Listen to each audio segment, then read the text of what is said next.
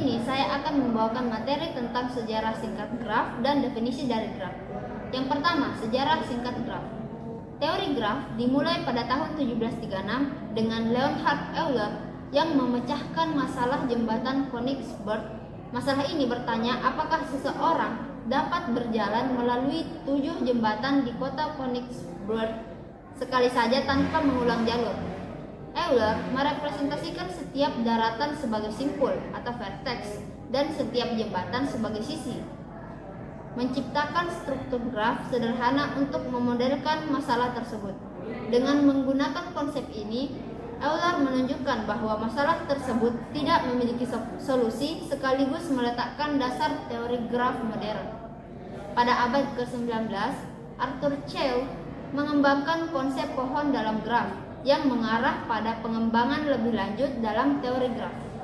Di abad ke-20, teori graf mulai diterapkan dalam ilmu komputer dan rekayasa jaringan, terutama oleh Georg Paul Erdos dan Laszlo Lovász. Sejak saat itu, teori graf menjadi penting dalam berbagai bidang seperti algoritma pencarian, analisis jaringan sosial, dan optimasi transportasi, serta terus berkembang dalam teknologi dan ilmu komputer hingga sekarang. Selanjutnya ada definisi dari graf. Graf adalah struktur matematika yang digunakan untuk merepresentasikan hubungan atau koneksi antar objek-objek tertentu. Graf secara formal didefinisikan sebagai pasangan G sama dengan FE, di mana FE adalah himpunan simpul, yaitu elemen-elemen yang mewakili objek atau entitas, dan E adalah himpunan sisi, yaitu pasangan yang menghubungkan dua simpul dan merepresentasikan hubungan di antara mereka. Sisi dapat berupa arah pada graf berarah atau tanpa arah pada graf tak berarah, tergantung pada sifat relasi yang dimodelkan. Graf banyak digunakan untuk memodelkan berbagai fenomena di dunia nyata, seperti jaringan transportasi yang merepresentasikan kota sebagai simpul dan jalan sebagai sisi, jejaring sosial yang memodelkan pengguna sebagai simpul dan hubungan pertemanan sebagai sisi, atau jaringan komputer yang menghubungkan perangkat-perangkat melalui jalur komunikasi. Selain itu, graf juga berperan penting dalam ilmu komputer, seperti dalam algoritma pencarian jalur terpendek, penjadwalan tugas, dan analisis data. Struktur ini memberikan alat yang kuat untuk mempelajari dan memahami hubungan kompleks antar elemen dalam berbagai sistem. Cukup. Baik, di sini saya akan menjelaskan mengenai jenis-jenis graf. Yang pertama yaitu graf sederhana. Graf sederhana adalah graf tak berarah yang tidak memiliki sisi ganda maupun loop. Dalam graf ini, setiap pasangan simpul dihubungkan maksimal oleh satu sisi. Graf sederhana ini biasanya digunakan untuk memodelkan hubungan yang sederhana. Yang kedua itu graf ganda. Graf ganda adalah graf tak berarah yang memungkinkan keberadaan sisi ganda antara dua simpul. Namun, graf ini tidak mengizinkan loop. Contoh penerapan graf ini adalah pada jaringan transportasi, di mana dua kota dapat dihubungkan oleh beberapa jalur jalan atau kereta. Ketiga, graf semu. Graf semu adalah graf tak berarah yang mengizinkan baik sisi ganda maupun loop. Loop adalah sisi yang menghubungkan simpul dengan dirinya sendiri. Graf semu cocok digunakan untuk memodelkan sistem yang memiliki hubungan internal, seperti koneksi dalam suatu perangkat atau hubungan spesifik pada simpul tertentu. Yang keempat, graf berarah sederhana. Graf ini adalah graf berarah yang tidak memiliki sisi ganda maupun loop. Dalam graf ini dihubungkan antara simpul memiliki arah tertentu yang direpresentasikan oleh panah. Yang kelima, graf berarah ganda. Graf berarah ganda adalah graf berarah yang memungkinkan adanya sisi ganda dan loop. Sisi ganda dapat dihubungkan dua simpul dengan arah yang sama atau berlawanan. Yang keenam yaitu graf campuran. Graf campuran adalah kombinasi antara graf berarah dan tak berarah. Dalam graf ini, beberapa sisi memiliki arah, sementara sisi lainnya tidak. Graf ini dapat memiliki sisi ganda dan loop. Contoh aplikasinya adalah pada jaringan jalan yang terdiri dari jalur satu arah atau dua arah. Yang kedua yaitu representasi graf. Representasi graf adalah suatu struktur yang dapat digunakan untuk merepresentasikan hubungan yang terdiri antara suatu objek diskrit yang satu dengan objek diskrit yang lain. Representasi graf yang digunakan untuk menggambarkan proses berpikir yaitu graf pohon binar, graf pohon keputusan, dan graf pohon rentang. Adapun contoh-contoh representasi graf, yang pertama yaitu matriks ketetanggaan. Matriks ketetanggaan adalah cara merepresentasikan graf dalam bentuk matriks n kali n, di mana n adalah jumlah simpul.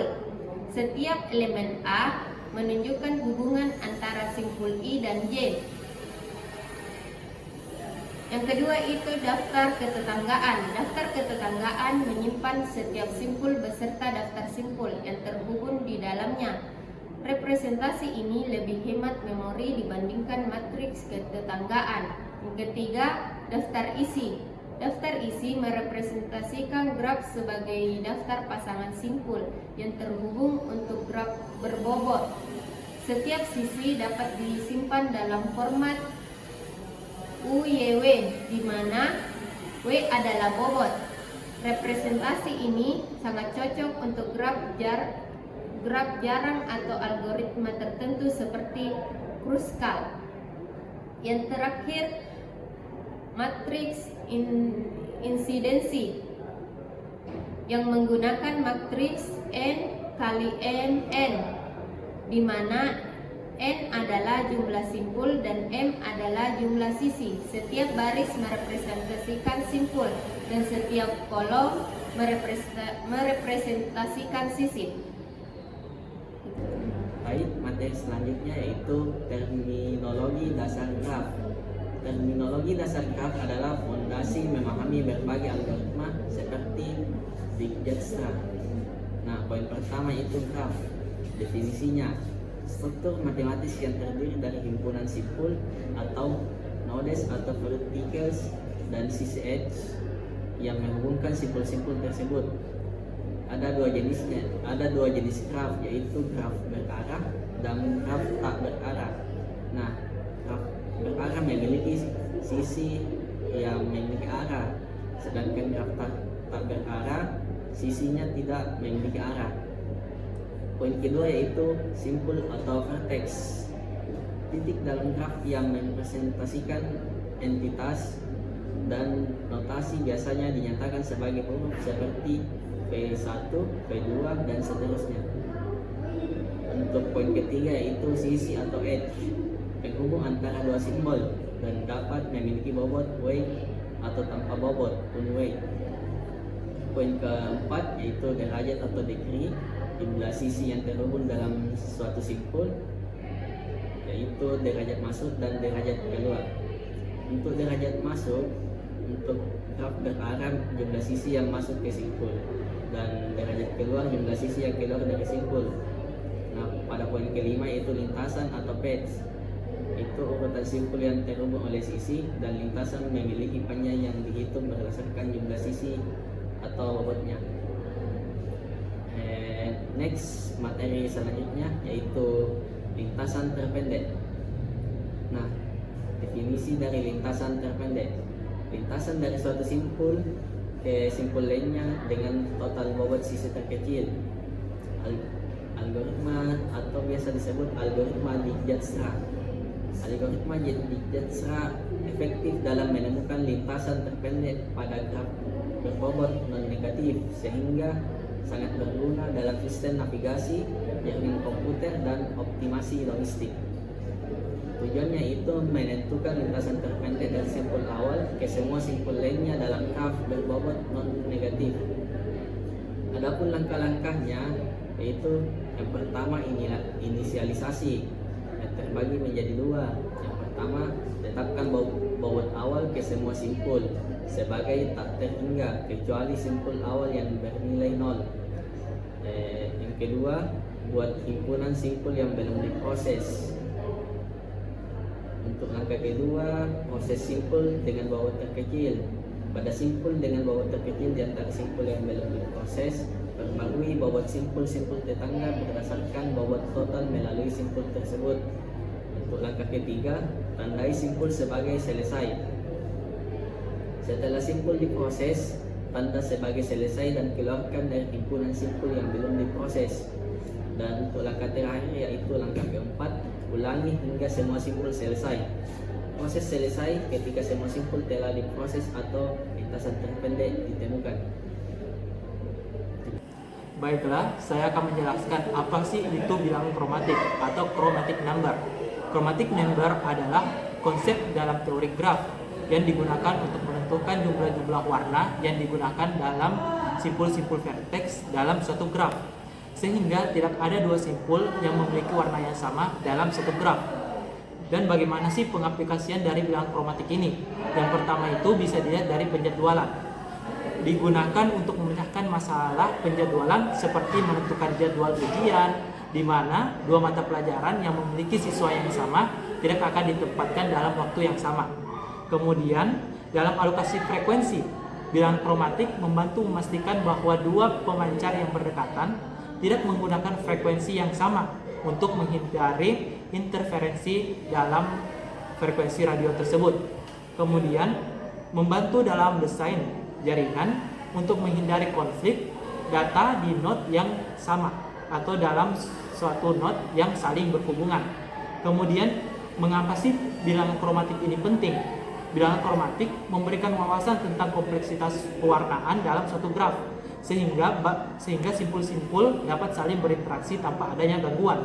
Dalam banyak kasus praktis, mencari bilangan kromatik itu merupakan masalah NP yang hard, yang berarti sulit untuk diselesaikan dengan cepat, yang jika seiring bertambahnya nilai dari suatu graf itu sendiri. Namun dengan algoritma khusus seperti greedy coloring atau menggunakan pendekatan heuristik, bilangan kromatik dapat diestimasi sehingga dapat mempermudah suatu pengguna. Baik, saya akan menjelaskan tentang pewarnaan graf. Jadi, pewarnaan graf adalah cabang dari teori graf yang berfokus pada pemberian warna pada elemen-elemen graf, simpul atau sisi dengan aturan tertentu. Proses ini sering digunakan untuk menyelesaikan masalah optimasi dalam berbagai bidang. Pewarnaan graf itu terbagi atas tiga. Yang pertama itu dalam jenis pewarnaan graf, yang pertama adalah pewarnaan simpul atau vertex coloring, yang dimana ini adalah pemberian warna pada setiap simpul graf sehingga dua simpul yang saling bertetangga tidak memiliki warna yang sama. Yang kedua yaitu adalah pewarnaan sisi atau edge coloring, yang dimana ini adalah pemberian warna pada setiap sisi graf sehingga dua sisi yang bertetangga atau sisi yang berbagi simpul tidak memiliki warna yang sama. Yang ketiga itu adalah pewarnaan wilayah atau phase coloring. Phase coloring ini adalah pemberian warna pada wilayah dalam graf planar sehingga dua wilayah yang berbatasan langsung tidak memiliki warna yang sama. Kemudian ada aturan dalam pewarnaan graf. Yang pertama yaitu tidak ada warna yang sama untuk elemen yang bertetangga.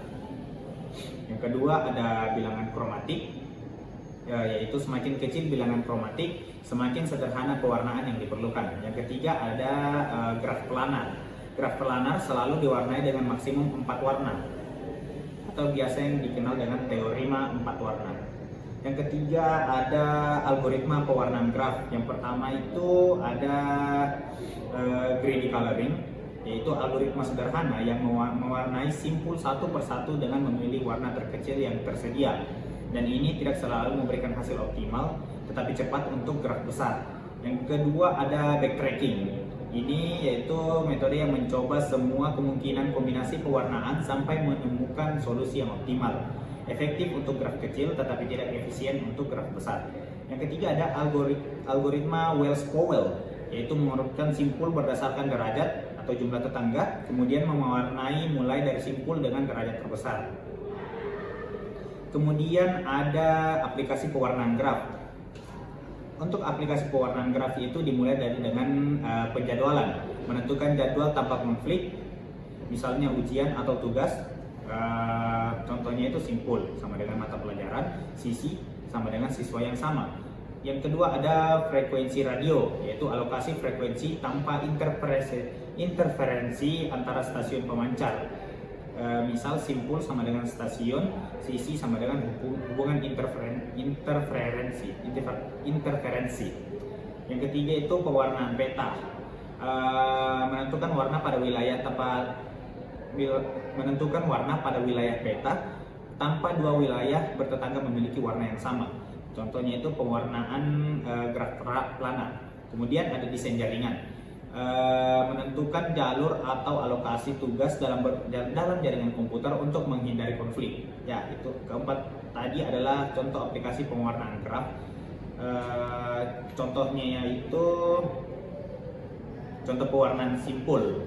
Misal graf dengan simpul A, B, C, DA, B, C, DA, B, C, D dengan hubungan AAA, BBB, CCC, DDD.